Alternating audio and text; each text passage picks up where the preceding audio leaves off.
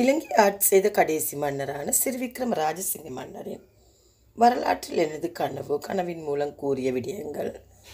நான் சிறு வயதில் இருக்கும்போது அப்பொழுதிருந்து எனக்கு 14 வயது இருக்கும்.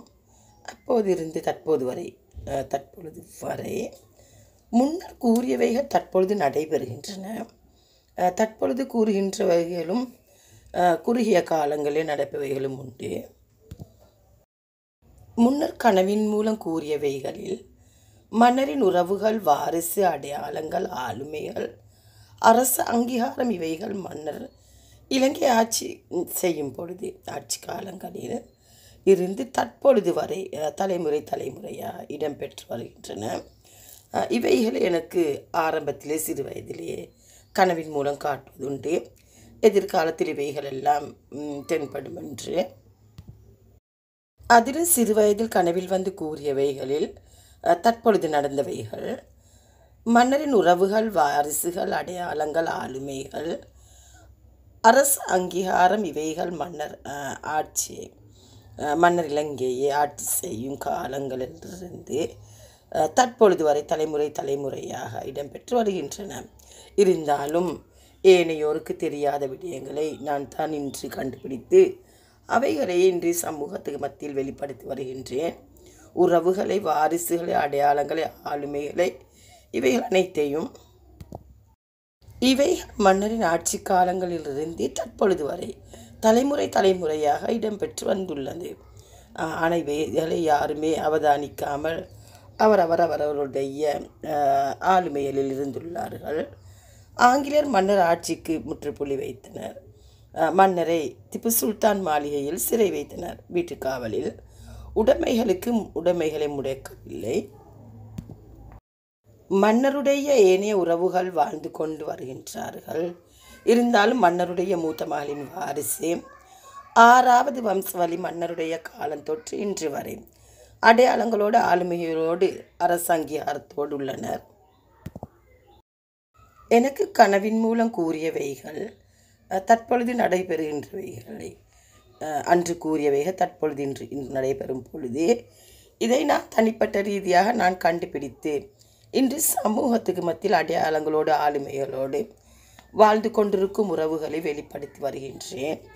அவைகளுக்கான ஒரு சரித்திர கதைகளும் இடம்பெற்று இருக்கும்.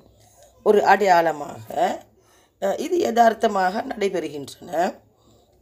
அன்று தொட்டு இன்று வரை அவரவருடைய உடைமைகளுக்கு, ஆளுமைகளுக்கு அவர்கள் வாழ்ந்து கொண்டு இருக்கும் விதங்கள் எல்லாம் பார்க்கும் பொழுது ஏதோ ஒரு சரித்திர கதை ஒரு அரசு அங்கீகாரத்தோடும் ஆளுமையோடும் இருந்து கொண்டு வருகின்றது.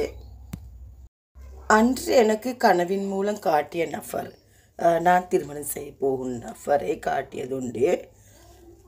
சியாட்சேராக இருக்குமோ என்று தோன்றுகின்றது. இன்று எனக்கு முகசாயல் எனக்கு கண்டுகொள்ள கஷ்டமாக உள்ளது. இருந்தாலும் சில விடயங்களை ஊகித்து பார்க்கும் போது அந்த நம்பிக்கையோடு தற்பொழுது யதார்த்தமாக நடக்கும் பொழுது அன்று கனவின் மூலம் கூறியதும் இன்று நடக்கும் விடயங்களை பார்க்கும் பொழுது எனக்கு சியாட்சேரை 190% உறுதிப்படுத்தி கொள்ள முடியும். 25 வருடங்களுக்கு முன் நான் நேரில் கண்ட நபர் தற்பொழுது நேரில் காண்பது அடையாளம், ஆளுமைகள், தற்பொழுது கனவில் வந்து கூறும் விடயங்கள், நடப்பவைகள். வைத்திய கௌரவ அல்ஹாஜி எம் இர்ஷாத் அவர்கள் 6வது வம்சவழியில் உள்ளார்.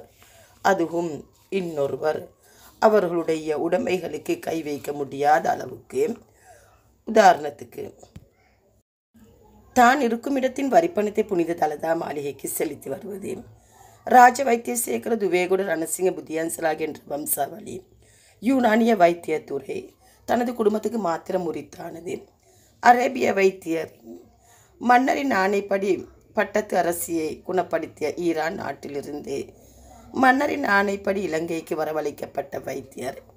இலங்கைக்கு ஏனைய மன்னரின் ஆட்சி காலங்களில் அரேபிய வைத்தியர்கள் மன்னர்களின் ஆணைப்படி வேண்டுகோளுக்கு இணங்க வரவழைக்கப்பட்டாலும் இந்நாட்டுக்காக, தேசத்துக்காக, மக்களுக்காக நலம் கருதி வரவழைக்கப்பட்டவர்களே தவிர ஆட்சியில் இருக்கும் பொழுது தனது பட்டத்து அரசியை குணப்படுத்த மன்னரின் ஆணைப்படி வரவழைக்கப்பட்ட பட்டத்து அரசியை குணப்படுத்த வரவழைக்கப்பட்ட ஈரான் நாட்டு அரச வாரிசு கண்டி நகரில் இடம்பெற்ற பூனையின் சரித்திர கதை.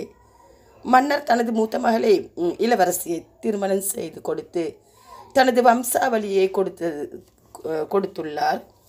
இருந்தாலும் இவைகள் இலங்கையில் இதுவே சரித்திர கதையாக அரேபிய வைத்தியத்துறையில் உள்ளன.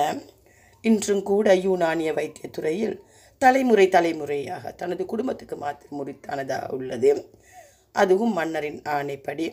பட்டத்து அரசியை குணப்படுத்த மன்னரின் ஆணைப்படி இலங்கைக்கு வரவழைக்கப்பட்ட ஒரு அரேபிய வைத்தியரின் சரித்திர கதை இன்று ஒரு ஆளுமையாக உள்ளது. அடையாளங்களோடு, அரசு அங்கீகாரத்தோடு, வரும் வம்சாவளியோடும். இன்று நான் 7வது தலைமுறையாக எனக்கு அடையாளமாக இருப்பது சியாட்சர் ஆன்மீக துறையில் 7வது தலைமுறையில் வைத்திய கௌரல் ஹாஜி மிரிஷாத் அவர்கள் 6வது வம்சவழியிலும் அடையாளமாக ஆன்மீக துறையில் சியாட்சர்